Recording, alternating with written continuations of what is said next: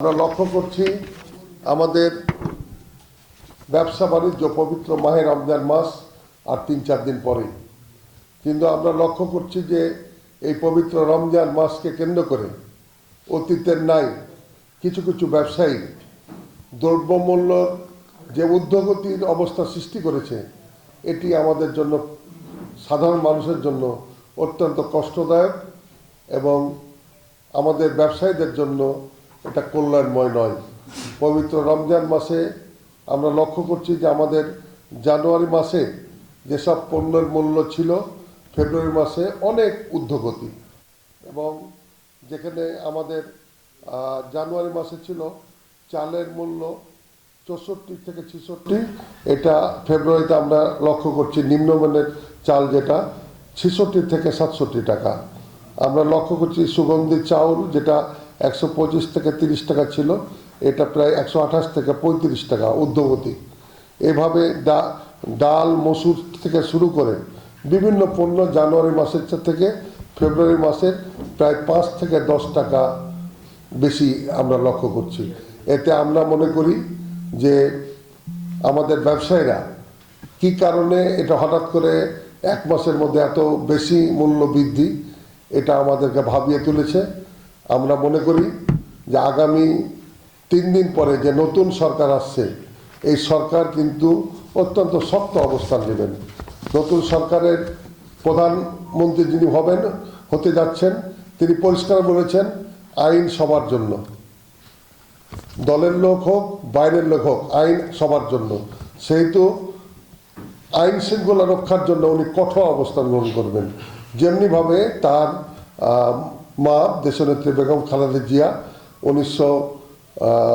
2003-04 সালে clean heart operation মাধ্যমে এই বাংলাদেশের আইন শৃঙ্খলা রক্ষা করেছিলেন চোখ বন্ধ করে, তাতে 80% সরকারি দলের লোকজনই ক্ষতিগ্রস্ত হয়েছিল।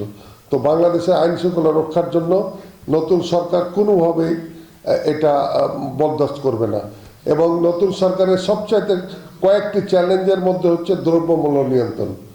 আজকে দ্রব্যমূল্য নিয়ন্ত্রণ যদি না হয়, আজও যদি বিগত সরকার বা অন্তর্বর্তী সরকারের সময় নিয়ন্ত্রণহীন ছিলেন, কিন্তু আজকে নতুন সরকার হচ্ছে, আজকে দ্রব্যমূল্য নিয়ে আমাদের বাংলাদেশের কোনো ব্যবসায়ীরা যদি ছলছলনা করেন এবং সাপ্লাই চেনকে ধীর গতি করে দিয়ে আমাদের মতো মফস্বল জেলায় দ্রব্যমূল্যের দাম বৃদ্ধি হয়, তাইলে কোনোভাবে এই সরকার এটি ছেড়ে দেবে না। বাংলাদেশের এই নতুন সরকারের চ্যালেঞ্জ হচ্ছে দ্রব্যমূল্য নিয়ন্ত্রণ করা, অর্থনৈতিক কর্মসংস্থান সৃষ্টি করা এবং দুর্নীতিকে জিরো টলারেন্সে আনার। আমরা এই সব সিদ্ধান্তকে আমরা অভিনন্দন জানাই, আমরা একমত পোষণ করি এবং আমরা সব ধরনের এই সরকারকে আমরা সহযোগিতা করতে চাই।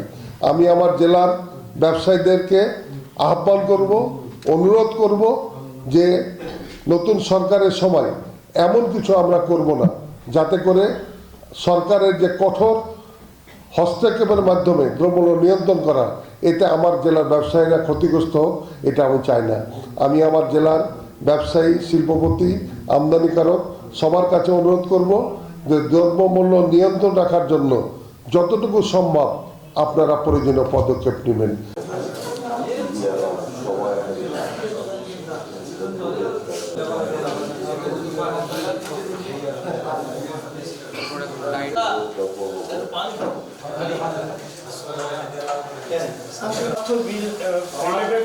কমিটি আছে, ভোক্তা অধিকার, তারপরে আপনাদের শুরুতেই আপনাদের মাধ্যমে এই মেসেজটা দেওয়ার কারণটা হচ্ছে যে আমাদের সব সাপ্লাই চেন আছে, কমার্স মিস্ট্রি সহ বিভিন্ন জায়গায় এখানে কি দাম, ওখানে কি দাম, ওখানে কি দাম দিয়ে অ্যাভারেজ করে মসুরের দাম, বিশেষ করে ছোলা, মুড়ি, তারপরে বেসন।